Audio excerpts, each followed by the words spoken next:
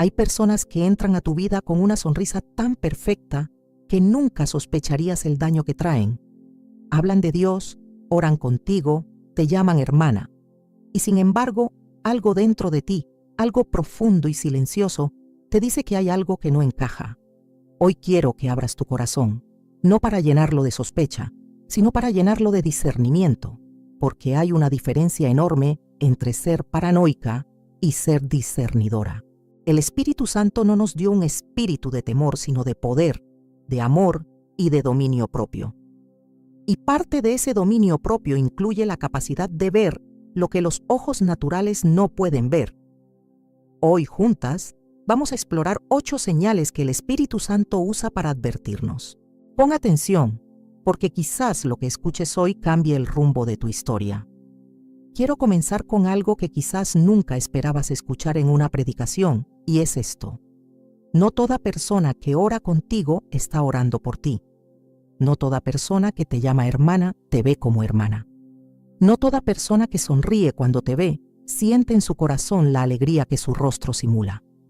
Y eso no lo digo para sembrarte desconfianza, ni para convertirte en alguien que analiza con frialdad cada relación. Lo digo porque la primera señal de que alguien en tu vida opera desde un espíritu demoníaco es precisamente esa: la sonrisa que no concuerda con la intención. Hay una diferencia entre la alegría genuina y la alegría performativa. La alegría genuina tiene raíz, brota de algo verdadero que hay dentro. Cuando alguien se alegra de verdad por ti, esa alegría tiene una textura diferente. Se siente en el calor de la mirada, en la coherencia entre lo que dice y lo que hace, en el apoyo que aparece no solo cuando todo va bien, sino especialmente cuando todo va mal. Pero la alegría performativa es diferente. Es una máscara, es un instrumento. La sonrisa estratégica de quien sonríe no porque te ame, sino porque necesita que tú bajes la guardia. El apóstol Pablo, en su carta a los Corintios, en el capítulo 11 del segundo libro, habla de algo que me ha detenido cada vez que lo leo. Dice que el mismo Satanás se disfraza de ángel de luz. Eso es una declaración extraordinaria. El ser que encarna el engaño, la destrucción y la muerte, no se presenta con cuernos y con fuego. Se presenta con luz, con apariencia de bondad, con el brillo de lo que parece espiritual y elevado. Y si él mismo hace eso, ¿cuánto más lo harán quienes operan en su naturaleza y bajo su influencia? No estoy hablando necesariamente de posesión demoníaca, en el sentido dramático y cinematográfico. Estoy hablando de algo más cotidiano y por eso más peligroso. Personas que han abierto sus corazones a espíritus de engaño, de envidia, de manipulación, de control, y que en lugar de ser confrontadas por esa realidad, la disimulan con gestos religiosos, con palabras amables y con sonrisas que nunca alcanzan los ojos. Porque cuando miras con atención a los ojos de alguien que te sonríe desde la máscara, verás que la sonrisa termina en la boca, no llega a la mirada. Los ojos revelan lo que la boca esconde. Ahora, ¿cómo distingues? ¿Cómo sabes si la sonrisa que recibes es genuina o es calculada? Esa es la pregunta correcta.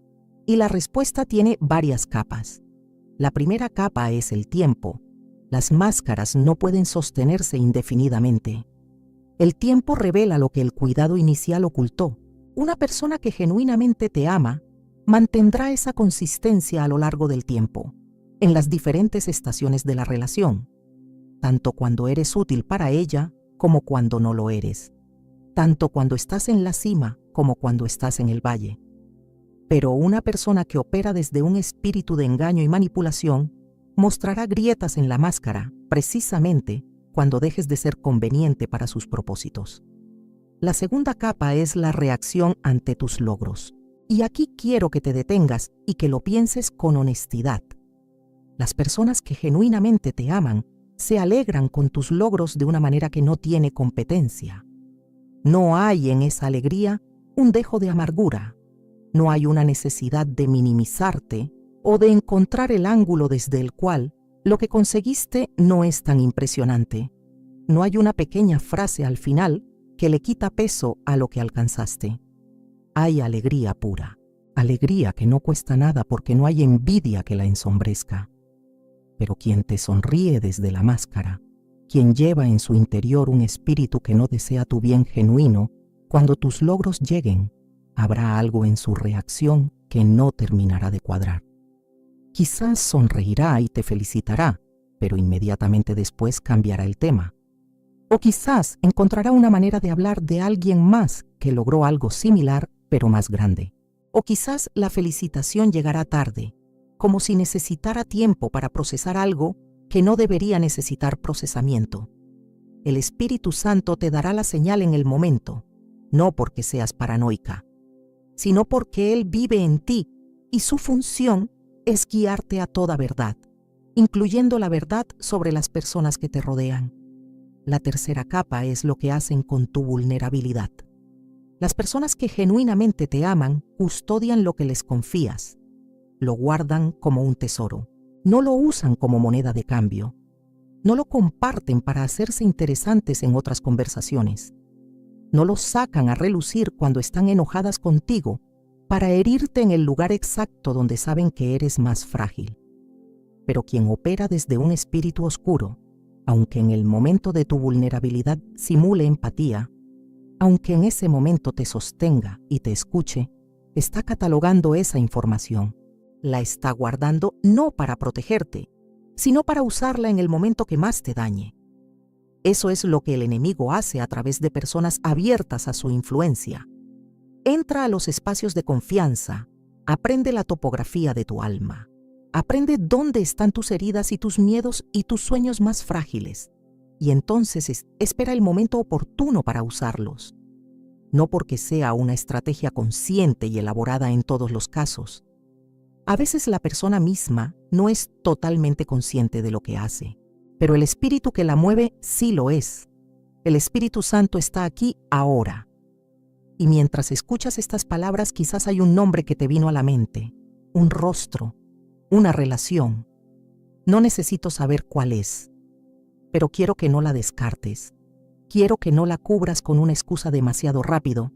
Quiero que la lleves delante de Dios con honestidad y le digas: Señor, dame discernimiento, dame claridad, muéstrame lo que necesito ver, porque Él responderá esa oración. Siempre responde la oración del corazón que busca verdad con humildad. Y eso nos lleva al final de esta primera señal, que se conecta con la segunda de una manera que no podrás ignorar una vez que la veas. Porque la sonrisa es solo el comienzo. Debajo de la sonrisa hay algo que ahora necesitamos examinar juntas. La segunda señal es la mentira. Y no estoy hablando de la mentira grosera y evidente que cualquiera puede detectar.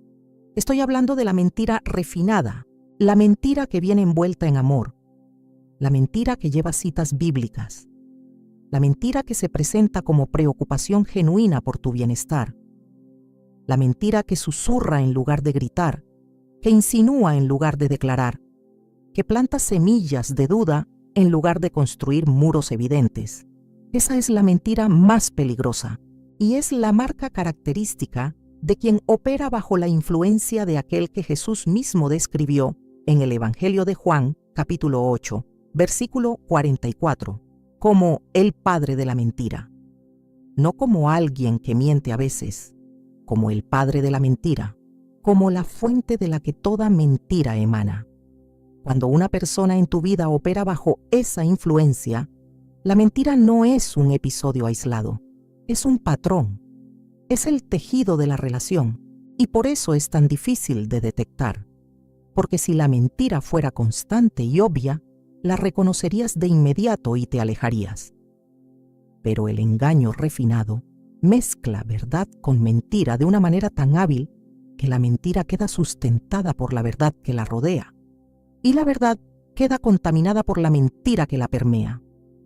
Déjame darte un ejemplo de cómo se ve esto en la vida cotidiana. Imagina a alguien que viene a ti con una preocupación sobre otra persona. Te dice cosas que suenan como información, como hechos, como algo que tú necesitas saber. Y parte de lo que te dice es verdad. Quizás hay datos verificables, mezclados en ese relato. Pero esos datos están organizados, seleccionados enfatizados de una manera que produce en ti una impresión distorsionada de la situación o de la persona de la que habla. No te mintió completamente, porque si lo hubiera hecho podrías haberlo descubierto, pero usó la verdad como marco para hacer que la mentira cupiera dentro de él de manera convincente. Eso se llama manipulación. Y la manipulación es mentira disfrazada de relación. Es la manera en que el espíritu del engaño opera a través de personas que han abierto sus puertas a él, consciente o inconscientemente, para afectar tu percepción de la realidad, de las personas que te rodean, de ti misma. Porque la meta última de este tipo de mentira no es que desconfíes de otras personas. La meta última es que dudes de ti misma, que comiences a cuestionar tu propio discernimiento, tu propia percepción, tu propia capacidad de leer las situaciones con claridad. Cuando logra eso, ha conseguido algo extraordinariamente valioso. Te ha hecho dependiente de su interpretación de la realidad. El libro de Proverbios, en el capítulo 12, versículo 17, dice que el testigo verdadero declara lo que es justo, pero el testigo falso declara falsedades. Esa distinción entre el testigo verdadero y el testigo falso no se refiere solo al contexto judicial del Antiguo Testamento. Se refiere a la calidad espiritual de las personas que hablan en tu vida sobre las situaciones que te conciernen.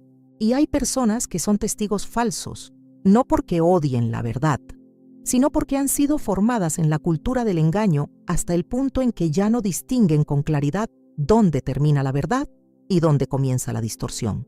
Entonces, ¿cómo reconoces la mentira refinada? Hay varias señales específicas que el Espíritu Santo me ha enseñado a observar. La primera es la inconsistencia entre lo que alguien dice en diferentes momentos o con diferentes personas. Una persona que opera desde la verdad puede cambiar de opinión, puede crecer, puede actualizarse, pero hay una coherencia de fondo en su relato. Mientras que una persona que miente habitualmente tiene versiones diferentes de la misma historia, dependiendo de con quién habla y qué necesita producir en esa persona. Si escuchas de otras personas una versión de los hechos que contradice significativamente lo que esa persona te dijo a ti, presta atención. Eso es una señal. La segunda señal de la mentira refinada es la exageración. La verdad no necesita ser exagerada para impresionar o convencer, pero la mentira sí necesita amplificarse, porque en su estado original no tiene suficiente poder para producir el efecto deseado. Entonces, quien miente habitualmente tiende a exagerar, tiende a intensificar, tiende a agregar detalles que dramaticen la situación. Y con el tiempo, si escuchas con atención, comenzarás a notar que los relatos siempre son un poco más grandes que la realidad. Siempre hay un elemento que no termina de cuadrar con lo que sabes de la situación por otras fuentes. La tercera señal de la mentira refinada es lo que yo llamo el victimismo estratégico. Las personas que operan desde el engaño y la manipulación son muy hábiles para posicionarse como víctimas en el momento en que comienzan a ser confrontadas. Cuando algo de lo que dijeron o hicieron empieza a ser cuestionado, rápidamente cambian el eje de la conversación y se convierten en quienes están siendo atacadas, malentendidas, perseguidas. Y de esa manera logran dos cosas a la vez. Evitan rendir cuentas de lo que hicieron o dijeron y te ponen a ti en el papel de la agresora, lo cual te hace sentir culpable por haber cuestionado algo que tenías todo el derecho de cuestionar. Si te miras a mí, pierdes, pero si lo miras a él, lo ganas todo. Y lo que él quiere mostrarte en este momento, a través de estas palabras, es suficiente para protegerte si lo recibes con humildad y con apertura. Porque el discernimiento que el Espíritu Santo da no es el discernimiento de la sospecha, es el discernimiento del amor. Es la capacidad de ver la verdad no para juzgar y condenar, sino para proteger tu corazón y mantener tus relaciones en la salud que Dios desea para ellas. La tercera señal es más sutil que las dos anteriores y por eso quizás es la más devastadora. La persona que opera desde un espíritu demoníaco en tu vida drenará tu energía espiritual de maneras que tú no siempre podrás explicar con palabras. Habrá algo en ti, después de cada interacción significativa con ella, que se siente agotado. No físicamente necesariamente, aunque a veces también eso, sino algo más profundo, como si algo dentro de ti hubiera sido consumido, como si hubiera menos luz en tu interior después de haber estado con esa persona que antes de encontrarte con ella. La Escritura, en el libro de Proverbios, capítulo 22, versículo 24 y 25, dice algo que tiene una sabiduría profundamente práctica. No te juntes con el iracundo, ni te acompañes con el hombre de enojos, no sea que aprendas sus maneras y tomes lazo para tu alma. El principio espiritual aquí es claro. Las relaciones no son neutras. Toda relación es una transferencia. Lo que hay en la otra persona, sea vida o sea muerte, sea luz o sea oscuridad, fluye en cierta medida hacia ti cuando te relacionas con ella de manera cercana y sostenida. Y lo que tú llevas fluye hacia ella también. Por eso la elección de tus relaciones cercanas no es una decisión superficial. No es simplemente una cuestión de afinidad o de conveniencia. Es una decisión espiritual de enorme peso, porque las personas que están cerca de ti de manera constante tienen acceso a tu alma de una manera que las personas distantes no tienen. Hablan a tu alma. Definen parte de la realidad que tú experimentas. Contribuyen a la formación de la manera en que te ves a ti misma y ves el mundo. Y si lo que llevan en sí mismas es oscuridad, o confusión, o espíritu de destrucción, esa oscuridad, esa confusión y esa destrucción buscarán filtrarse hacia ti a través del canal de la relación. El agotamiento espiritual que produce una persona que opera desde un espíritu demoníaco tiene características específicas. No es el cansancio normal que viene de una conversación difícil o de un momento de conflicto que luego se resuelve. Es un cansancio que no desaparece. Es como si la interacción con esa persona te hubiera sacado algo que no puedes nombrar pero que claramente falta. Tu capacidad de orar se siente disminuida. Tu deseo de adorar se siente amortiguado. Tu fe, que antes era ágil y viva, se siente de alguna manera más pesada, más difícil de sostener. Y hay algo más que ocurre: la confusión. Después de interactuar con esta persona, hay una confusión que se instala en ti, sobre Dios, sobre ti misma, sobre tu propósito, sobre las personas que amas. Las cosas que antes eran claras se vuelven turbias. Las certezas que el Espíritu Santo había depositado en ti comienzan a ser cuestionadas. No por una razón que puedas articular claramente, sino como una niebla que se instala sin que puedas identificar de dónde viene. Porque uno de los nombres del Espíritu Santo es el Espíritu de verdad. Y donde el Espíritu de verdad habita, hay claridad. Hay luz. Hay la capacidad de discernir, pero el espíritu contrario produce exactamente lo opuesto: confusión, niebla, la sensación de que ya no sabes qué creer ni en quién confiar. Y cuando esa confusión aparece después de tus interacciones con alguien específico, de manera consistente, eso es una señal que no puedes ignorar. ¿Qué haces cuando reconoces este patrón? Lo primero es llevar esa observación delante de Dios, no como una acusación contra la otra persona, sino como una petición de claridad para ti misma. Señor, ¿qué está ocurriendo en esta relación? ¿Qué necesito ver? ¿Qué necesito hacer?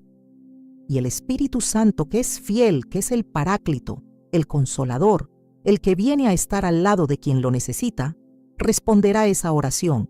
Quizás no inmediatamente, quizás no de la manera que esperas, pero responderá, porque su naturaleza es la luz. Y la luz no puede coexistir con la oscuridad sin que la oscuridad ceda. Lo segundo es prestar atención a lo que ocurre en tu vida espiritual en los periodos en que tienes menos contacto con esa persona. ¿Hay más claridad? ¿Hay más facilidad en la oración? ¿Hay más paz? Esas preguntas no son acusaciones, son observaciones. Y las observaciones honestas son la materia prima del discernimiento. El Espíritu Santo no te pide que seas ingenua, te pide que seas sabia. Y la sabiduría incluye la capacidad de observar patrones y de reconocer lo que esos patrones te están diciendo. La cuarta señal es esta. La persona que opera desde un espíritu demoníaco en tu vida usará las cosas sagradas para ejercer control. Usará la fe, la oración, la Biblia, las promesas de Dios como instrumentos de manipulación. Y eso es quizás lo más difícil de reconocer, porque cuando algo viene envuelto en lenguaje espiritual, nuestra tendencia natural es abrirle la puerta sin cuestionar. Jesús habló de esto en el Evangelio de Mateo, capítulo 7, versículos 15 al 16. Guardaos de los falsos profetas que vienen a vosotros con vestidos de ovejas, pero por dentro son lobos rapaces. Por sus frutos los conoceréis. Vestidos de ovejas, no de lobos. La apariencia es de mansedumbre, de espiritualidad, de pertenencia al rebaño. Pero la naturaleza interior es depredadora, y los frutos revelan lo que la apariencia oculta. ¿Cómo se ve esto en la práctica? Se ve cuando alguien usa citas bíblicas para hacerte sentir culpable cada vez que pones límites saludables. Se ve cuando alguien te dice que Dios le habló sobre tu vida y lo que escuchaste es algo que te pone bajo su autoridad o que te obliga a hacer lo que esa persona quiere. Se ve cuando alguien usa la oración como un espacio para decirte lo que debería decirse directamente, pero que se disfraza de intercesión divina. Señor, tú sabes que fulana tiene este problema y esta debilidad y esta lucha. Eso no es oración. Eso es exposición pública disfrazada de espiritualidad. Se ve cuando alguien te dice que si no haces lo que él o ella dice, estás desobedeciendo a Dios. Que si te alejas de esa relación, estás abandonando la voluntad divina. Que si cuestionas lo que dice o hace, estás siendo usada por el enemigo. Ese tipo de lenguaje no viene del Espíritu de Dios. El Espíritu de Dios produce libertad, dice Pablo en 2 Corintios capítulo 3, versículo 17. Y donde hay control, donde hay coerción espiritual, donde hay la amenaza implícita o explícita de consecuencias divinas si no obedeces, no hay libertad. Y por lo tanto, no hay el Espíritu de Dios operando genuinamente. Dios no necesita amenazarte para guiarte. Él te habla al corazón con amor, con claridad, con una paz que sobrepasa todo entendimiento. Su voz no produce terror, ni confusión, ni culpa opresiva. Su convicción produce un dolor limpio que lleva al arrepentimiento genuino, no una culpa crónica que te paraliza y te hace dependiente de alguien más para saber si estás bien con él. Esa dependencia manufacturada, esa sensación de que sin la mediación de cierta persona no puedes acceder a Dios de manera efectiva, es una trampa del enemigo. Y viene disfrazada de espiritualidad precisamente para que no la reconozcas. El Espíritu Santo está aquí ahora. Y lo que quiere decirte es esto. Tienes acceso directo al Padre, a través del Hijo, en el Espíritu. Nadie necesita mediar esa relación excepto Jesús, y Él ya lo hizo en la cruz. Nadie tiene autoridad para pararse entre ti y Dios y decirte que el acceso que tienes a Él depende de tu relación con ellos. Eso es una mentira antigua, una mentira que la religión ha usado por siglos para controlar a las personas. Y el Espíritu Santo te llama a la libertad de hijos e hijas que tienen acceso al trono de la gracia con confianza, como dice la carta a los Hebreos, capítulo 4, versículo 16. La quinta señal es la siembra de división. Quien opera desde un espíritu demoníaco en tu vida no puede soportar tus relaciones sanas. No puede soportar los vínculos que te nutren, que te fortalecen, que te dan perspectiva fuera de su influencia. Y entonces, de maneras sutiles o no tan sutiles, trabajará para erosionar esas relaciones, para sembrar desconfianza entre tú y las personas que genuinamente te aman, para crearte dudas sobre los motivos de quienes te apoyan, para hacerte sentir que las relaciones que tienes fuera de su influencia son peligrosas o poco confiables. El libro de Proverbios, en el capítulo 6, menciona una lista de cosas que Dios aborrece Y entre ellas, en el versículo 19, aparece esto: el que siembra discordia entre hermanos. No dice simplemente el que miente o el que hace el mal. Específicamente menciona al que siembra discordia en las relaciones, porque el enemigo sabe que el aislamiento es uno de sus instrumentos más poderosos. Una persona aislada es una persona vulnerable.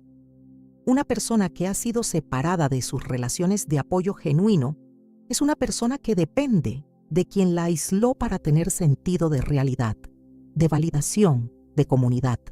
¿Cómo se ve la siembra de división? Se ve en los comentarios que llegan cuando alguien empieza a convertirse en una influencia positiva en tu vida. Ten cuidado con esa persona. Yo sé cosas que tú no sabes. Se ve en las insinuaciones sobre los motivos de quienes te apoyan. ¿No te parece raro que te ayude tanto? ¿Qué querrá? Se ve en los conflictos que aparecen inexplicablemente entre tú y personas con quienes tenías una relación sana. Conflictos que a veces, si investigas con paciencia, puedes rastrear hasta algo que alguien específico dijo en el lugar incorrecto en el momento incorrecto. Quien siembra discordia entre tú y las personas que te aman, no lo hace por accidente. Puede que no lo haga con plena conciencia de su propio plan, pero el espíritu que opera a través de esa persona tiene un objetivo claro: dejarte sola. Porque la soledad, el aislamiento, la sensación de que nadie excepto esta persona te entiende o te apoya, eso te hace completamente dependiente de quien te aisló. Y en esa dependencia, el control se ejerce sin resistencia. Yo no puedo hacer nada, pero él puede hacer todo. Y lo que él puede hacer en este momento es mostrarte si hay alguien en tu vida que ha estado erosionando tus relaciones de manera sistemática. Alguien cuya presencia ha coincidido con el distanciamiento de personas que antes eran fuente de vida para ti. Eso no es coincidencia, eso es una señal. Y el Espíritu Santo te está dando ojos para verla. Lo que necesitas en este momento no es enojo, no es confrontación apresurada. Lo que necesitas es sabiduría. La sabiduría que viene de arriba, que el apóstol Santiago describe en el capítulo 3 de su carta como primeramente pura, después pacífica, amable, benigna, llena de misericordia y de buenos frutos. Esa sabiduría te dirá qué hacer, te dirá cuándo, te dirá cómo y te protegerá en el proceso. La sexta señal es la que más duele reconocer, porque involucra algo que creíamos era amor. La sexta señal es el amor condicional que se presenta como amor incondicional. La relación en que alguien dice amarte profundamente, pero ese amor siempre tiene un precio. Siempre hay una condición no declarada. Siempre hay algo que necesitas hacer, ser o dejar de ser para mantener ese amor activo en tu vida. El amor de Dios es el único amor verdaderamente incondicional. El amor humano siempre tiene sus limitaciones porque somos humanos. Pero hay una diferencia fundamental entre el amor humano, con sus limitaciones honestas, y el amor condicional, que se disfraza de incondicional. El amor condicional que se disfraza te dice, te amaré siempre, pero luego usa ese amor como palanca, como moneda de cambio, como amenaza implícita. Si no haces lo que quiero, si no eres quien quiero que seas, si no te quedas en el lugar que te asigné, el amor que te ofrezco se retirará. Eso no es amor, eso es control con lenguaje de amor.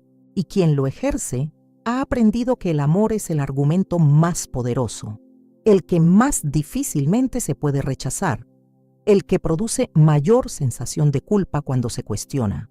Entonces lo usa. Lo usa para mantenerte en un lugar de sumisión y de agradecimiento constante por una afección que en realidad tiene cadenas. En el primer libro de los Corintios, capítulo 13, Pablo describe el amor genuino con una precisión que es casi quirúrgica. El amor es sufrido, es benigno. El amor no tiene envidia. El amor no es jactancioso, no se envanece, no hace nada indebido, no busca lo suyo, no se irrita, no guarda rencor, no busca lo suyo. Esa es la línea que me interesa en este momento. El amor genuino no busca lo suyo, no tiene una agenda oculta, no te ama para conseguir algo de ti. Te ama simplemente porque te ama, gratuitamente, sin cálculo, sin factura. Pero el amor condicional siempre busca lo suyo, aunque lo haga con palabras de entrega y de sacrificio. Y cuando comienza a no recibir lo que busca, su naturaleza real se revela. El enojo aparece, el retiro del afecto aparece, las acusaciones de ingratitud aparecen, la manipulación emocional aparece, y todo ese arsenal se despliega con una facilidad que revela que siempre estuvo ahí, debajo de la superficie, esperando el momento en que ya no pudieras ser lo que esa persona necesitaba que fueras. Quiero decirte algo con toda la ternura que tengo en este momento. Si estás en una relación así, ya sea romántica, de amistad, familiar o ministerial, no mereces ese amor. Mereces el amor que no tiene precio, el amor que no necesita que cambies para seguir estando, el amor que ve tus imperfecciones y sigue eligiéndote, el amor que Dios mismo depositó en el corazón de los que genuinamente te aman. Ese amor existe. Y Dios puede ponerte en el camino de relaciones que lo expresen, si primero tienes el valor de reconocer cuando lo que tienes no es eso. La séptima señal es la que el Espíritu Santo me dio con más urgencia para este mensaje, y es la señal de la identidad robada. Quien opera desde un espíritu demoníaco en tu vida, de manera intencional o no, trabajará para erosionar tu sentido de identidad en Cristo, para hacerte olvidar quién eres, para reemplazar lo que Dios dice de ti con una narrativa alternativa que te hace más pequeña, más dependiente, más maleable a sus propósitos. La identidad en Cristo no es un concepto abstracto, es la fundación desde la que vives. Eres amada, eres llamada, eres escogida, eres libre, eres portadora del Espíritu de Dios, eres coheredera con Cristo. Eso es lo que eres. Y cuando esa identidad está firme, cuando la vives desde la raíz de tu ser, eres libre. Eres capaz de amar sin miedo, de servir sin resentimiento, de decir no cuando es necesario, de decir sí cuando es correcto, de tomar decisiones desde la fortaleza y no desde el miedo. Pero hay personas que consciente o inconscientemente bajo la influencia de espíritus de control y destrucción, trabajan para desmantelar esa identidad. Lo hacen a través de críticas constantes. Lo hacen a través de comparaciones que siempre te dejan en un lugar de inferioridad. Lo hacen a través de frases que parecen observaciones, pero que en realidad son declaraciones de identidad. Así eres tú, siempre igual. Tú nunca cambias. Es que eres demasiado sensible, demasiado ingenua, demasiado esto o demasiado lo otro. Y con el tiempo, si esas palabras entran sin ser resistidas, comienzan a construir una narrativa que aceptas como verdad. Una narrativa que te hace más pequeña que lo que Dios dice que eres. La carta de Pablo a los Efesios, capítulo 2, versículos 4 al 10, es una de las declaraciones más poderosas de identidad en Cristo de toda la Escritura. Pero Dios, que es rico en misericordia, por su gran amor con que nos amó, aun estando nosotros muertos en pecados, nos dio vida juntamente con Cristo, y juntamente con Él nos resucitó, y asimismo nos hizo sentar en los lugares celestiales con Cristo Jesús. Sentadas en los lugares celestiales, eso es lo que eres. No en función de tu desempeño, no en función de lo que alguien más dice de ti, no en función de cuán perfecta es tu vida de oración o cuán exitosa es tu ministerio, sentada en los lugares celestiales por la gracia de Dios, a través de Cristo Jesús. Cuando esa verdad vive en ti con firmeza, ninguna narrativa alternativa puede desplazarla completamente. Puede intentarlo, puede presionarte, puede producir momentos de duda, pero la verdad de quién eres en Cristo tiene una solidez que ninguna mentira puede demoler definitivamente si tú la alimentas con la palabra y la proteges en la oración. No soy yo, es Él. Eso es lo que quiero que repitas en tu corazón en este momento. No es mi capacidad de protegerme la que me mantiene firme, es Él. No es mi sabiduría natural la que me permite discernir, es Él. No es mi fortaleza la que me sostiene cuando las relaciones son difíciles y dolorosas, es Él. Y eso es suficiente, siempre ha sido suficiente, y seguirá siendo suficiente mañana y pasado mañana y en todos los días que vienen.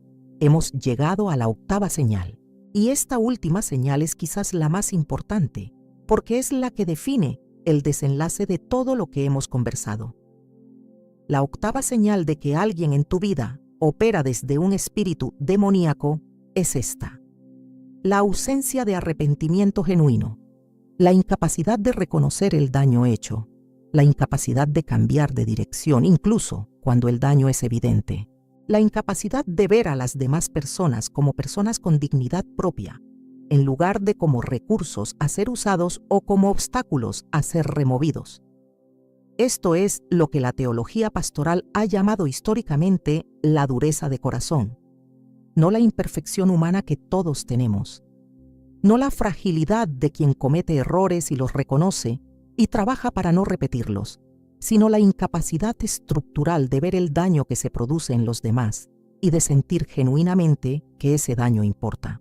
Las personas que genuinamente pertenecen al reino de Dios, aunque fallen, aunque cometan errores, tienen un espíritu que responde a la convicción del Espíritu Santo. Hay en ellas una capacidad de quebrantarse, de reconocer la verdad sobre sus acciones, de buscar la restauración. Eso es la evidencia de la vida de Dios en el interior. Pero hay personas en cuyo corazón esa capacidad parece ausente, no porque Dios las haya abandonado, sino porque han tomado decisiones repetidas de endurecer el corazón frente a la voz de Dios. Y cada decisión de endurecimiento hace más difícil la siguiente ruptura. Y en ese estado de endurecimiento, operan desde una naturaleza que ya no responde a la luz de la misma manera. Y eso produce en quienes están cerca de ellas un daño que tampoco puede ser reconocido y que por lo tanto tampoco puede detenerse.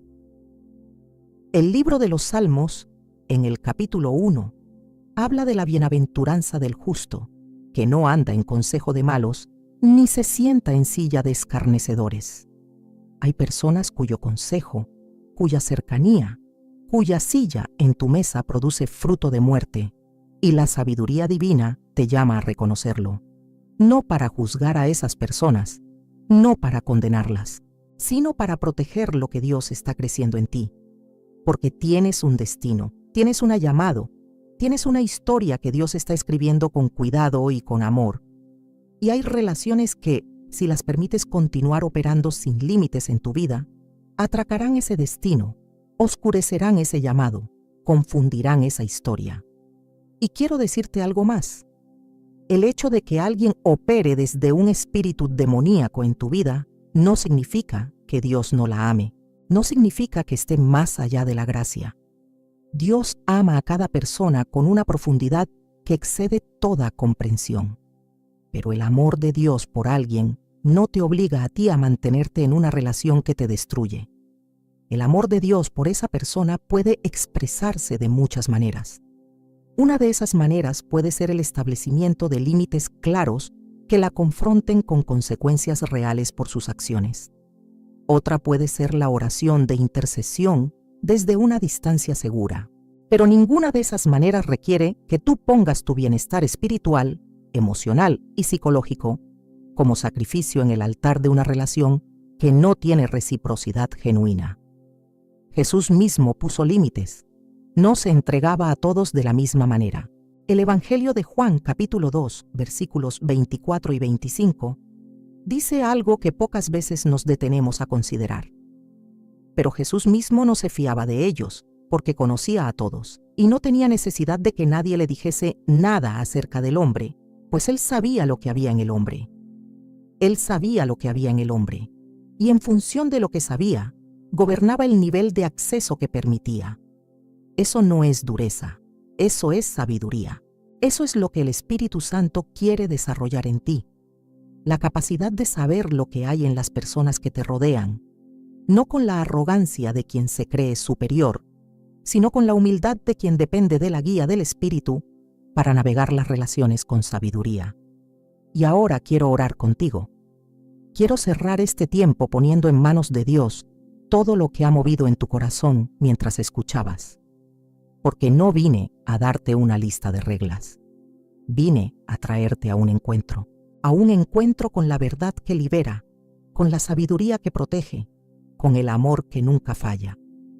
Padre Celestial, en el nombre de Jesús, me presento delante de ti en favor de cada mujer que ha recibido estas palabras hoy. Tú sabes lo que hay en cada corazón. Tú sabes el nombre de la persona o las personas que vinieron a su mente mientras escuchaba. Tú sabes el dolor que esas relaciones han producido, el agotamiento, la confusión, la erosión silenciosa de lo que tú has depositado en ella. Y Señor, hoy te pedimos discernimiento. No el discernimiento de la paranoia, sino el discernimiento del amor. El discernimiento que protege sin endurecer el corazón. El discernimiento que da sabiduría sin robar la compasión. Te pedimos valentía.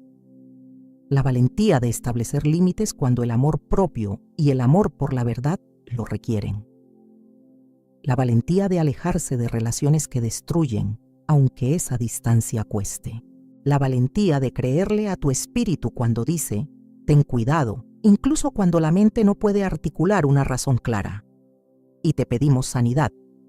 Sanidad para los lugares donde esas relaciones han dejado marcas. Sanidad para la confianza que fue traicionada. Sanidad para la identidad que fue erosionada. Sanidad para el corazón que aprendió a protegerse de maneras que ahora quizás le impiden recibir el amor genuino que tú quieres darle. Señor, tú eres el Dios que restaura. Tú eres el que toma lo que el enemigo robó y lo devuelve multiplicado. Tú eres el que toma lo que fue roto y lo sana de maneras que exceden nuestra comprensión. Haz eso hoy, en cada corazón que estuvo dispuesto a escuchar, en cada vida que eligió la verdad aunque doliese. Sé glorificado, Señor, porque no somos nosotras, eres tú, siempre eres tú, y tu gloria es suficiente para cubrirlo todo. En el nombre de Jesús, amén. Eres amada, más de lo que puedas imaginar, por alguien que conoce cada capa de tu historia y que aún así te escoge, te llama y te sostiene. No estás sola en esto, y lo que el Espíritu Santo comenzó en ti hoy, lo completará, porque Él es fiel, siempre es fiel. Si este mensaje tocó algo real en tu corazón hoy, escribe amén en los comentarios. Y si conoces a alguien que necesita escuchar estas palabras, alguien que quizás está en una relación que no sabe cómo nombrar pero que le está costando demasiado, comparte este mensaje con ella, porque el Espíritu Santo puede usar estas palabras para llegar hasta donde ella está y comenzar una obra de liberación y de discernimiento que cambie el rumbo de su historia. Que Dios te bendiga y te guarde. Hasta pronto.